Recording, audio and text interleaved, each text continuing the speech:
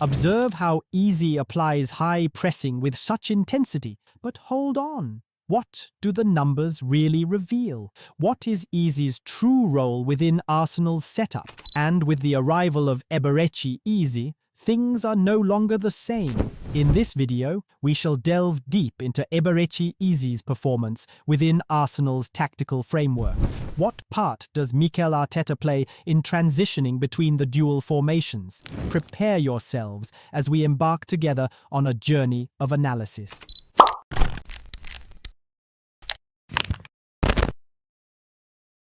Welcome, friends, to Cadro Sport.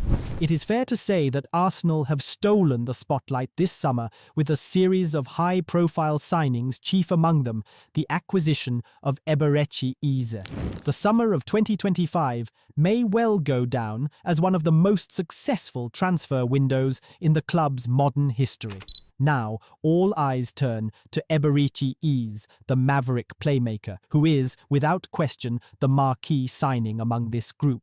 Securing him from London rivals, Tottenham adds a particular flavour to the deal, making it all the sweeter for Arsenal supporters. But wait a moment. The former Crystal Palace star becomes the 7th player to sign for the Gunners, in what is shaping up to be their busiest summer in years under the stewardship of newly appointed sporting director Andrea Berta, who brings with him a wealth of experience from Atletico Madrid. For many years, Arsenal have invested in Mikel Arteta's project with a combination of patience and strategic foresight. But this summer feels markedly different. Whereas previous windows had prioritized reinforcing the defensive line and recruiting physically imposing midfielders, the club has now flung the doors wide open to attacking creativity. Despite significant spending in recent seasons, squad depth has remained Arsenal's most persistent challenge. Recurrent injuries and dips in form during key moments have repeatedly cost the team a genuine shot at the title. Last season, following the painful Champions League semi-final exit at the hands of Paris Saint-Germain, Mikel Arteta spoke candidly. We must reach this stage with our full squad available, every player fit and at their best, and we're not there yet. But this summer is a different story altogether. This new-look Arsenal possessed genuine strength, not in a single starting 11, but in two fully competitive lineups, both capable of challenging at the highest level.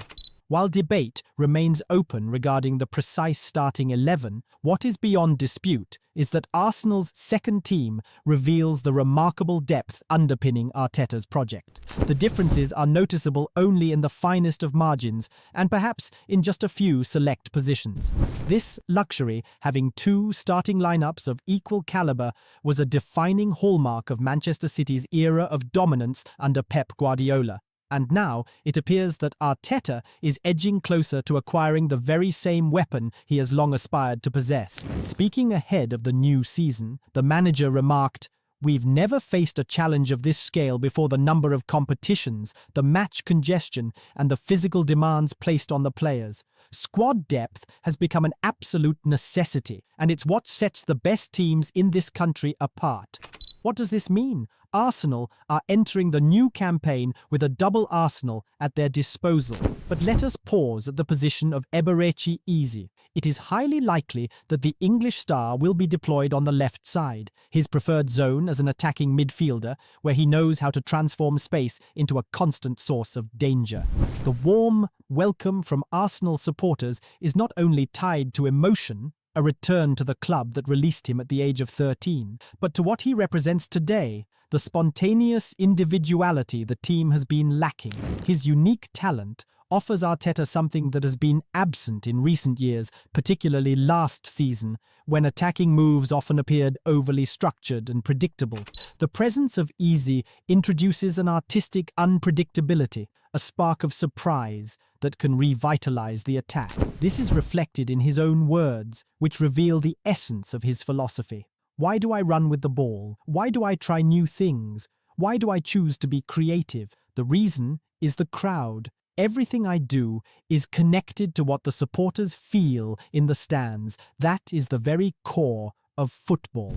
But hold on a moment, what do the numbers actually say? His statistics confirm that he is capable of providing a technical level that Arsenal currently lack. With the exception of academy talent Ethan Nwaneri Tadi, who briefly caught the spotlight last season, Ezes' superiority is clear. He averaged 4.6 successful dribbles per match, more than any player at either Crystal Palace or Arsenal throughout the whole of last season.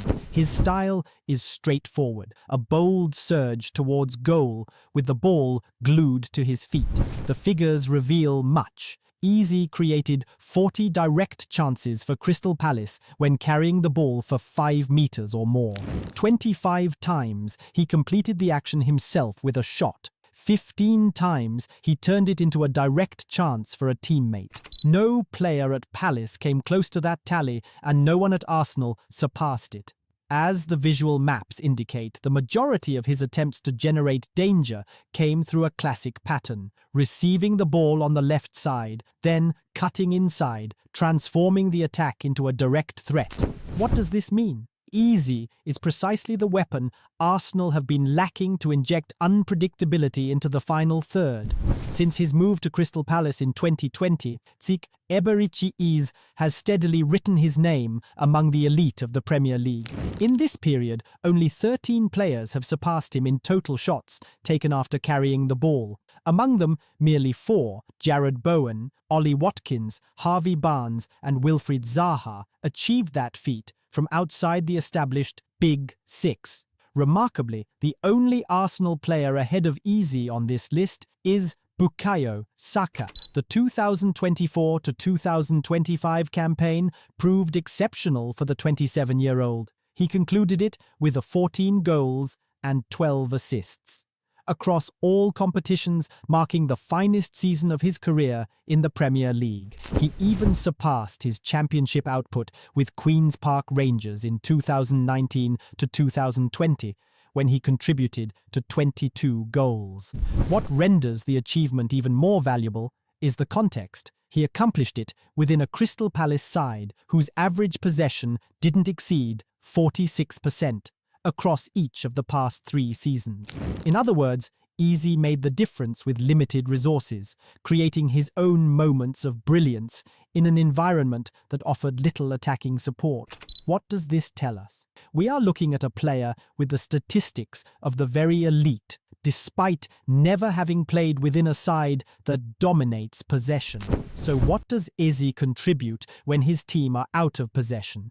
Ezes works tirelessly without the ball, a trait absolutely central to Arteta's philosophy at Arsenal.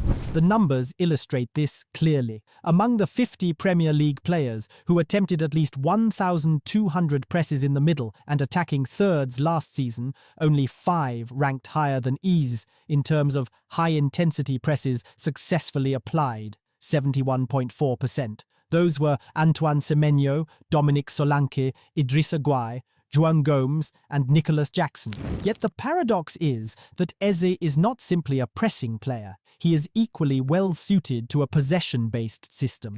His ability to operate in the tightest of spaces, combined with his constant readiness to receive passes in advanced areas, makes him a dual weapon, a relentless worker without the ball, and a creative threat when in possession. There is, of course, an emotional layer to this story as well. Ezes himself has spoken candidly about the pain of being released by Arsenal in his youth. Today, he returns to the Emirates not as a peripheral figure, but as one of the Premier League's outstanding talents. He is not joining merely to provide depth to the squad, but to inject the flair and individuality that could, at last, carry Arsenal towards the Premier League title that has eluded them for years. And now, the final question: how do you see Ezes on the left flank? Share your thoughts in the comments, my friend, and don't forget to watch the previous video on Manchester United.